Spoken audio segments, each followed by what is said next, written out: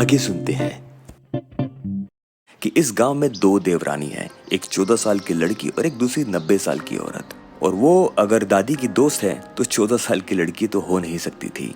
तो वो लोग सीधा 90 साल की औरत देवरानी के घर जाते हैं। देवरानी को उठने में तकलीफ होती थी।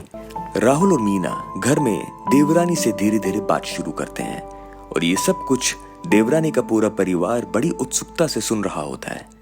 बातों बातों में उनको मालूम पड़ता है कि हाँ, देवरानी राहुल की दादी की दूर की रिश्तेदार थी और बचपन में दोनों ही साथ में खेलते थे। जब बात आती है मसालों पे तो देवरानी हैरान हो जाती है कि कोई इतनी दूर उनसे सिर्फ मसालों के बारे में पूछने के लिए आया है, क्योंकि मसाले उनके लिए एक रोजमर्रा की बात थी।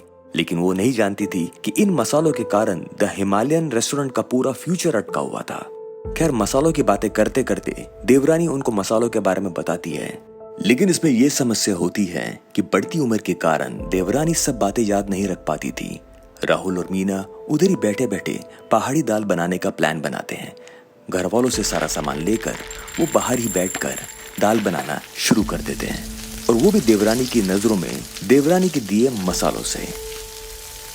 और 1 घंटे के बाद पहाड़ी दाल बनकर तैयार हो जाती है। लेकिन अभी भी टेस्ट में कमी होती है। उन्हें कहीं लगने लगता है क्या इतना दूर आना और इतनी मशक्कत करना सही था। सबकी निगाहें देवरानी की तरफ जाती है और देवरानी का मानना होता है कि शायद वो कोई मसाला भूल रही है, लेकिन ये भी तो हो सकता है कि शायद तुम्हारी दादी ने अपनी तरफ से कुछ मसाले मिला दिए हों।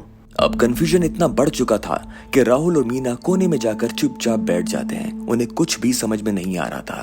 तभी देवरानी की बहू अंदर से कुछ नीले फूल जो सूख चुके थे वो लेकर आती है और अपनी सास को याद दिलाती है कि आप कभी कभी इसका इस्तेमाल किया करते थे। अपने भूलने की बीमारी की वजह से देवरानी इस बात को साफ मना कर देती है और वो बोलती है कि मैंने ये कभी इस्तेमाल ही नहीं किए।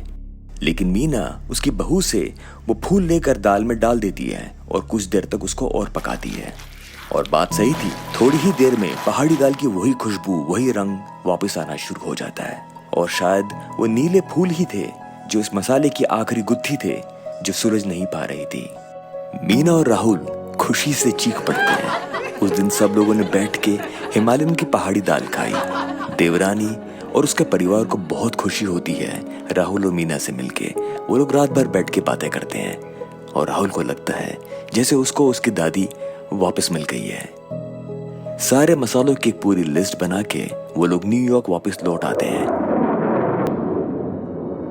और नया मेन्यू अनाउंस करते हैं, जिसमें उन लोगों ने पहाड़ी दाल का नाम बदल के दाल देवरानी रख दिया। और जल्द ही हिमालयन में लोगों का तांता लग जाता है। तो ये थी कहानी द हिमालयन, जहां पे हमने देखा कि ट्रेडिशनल रेसिपीज और थोड़े से प्यार से बना खाना कैसे जायका बदल देता है।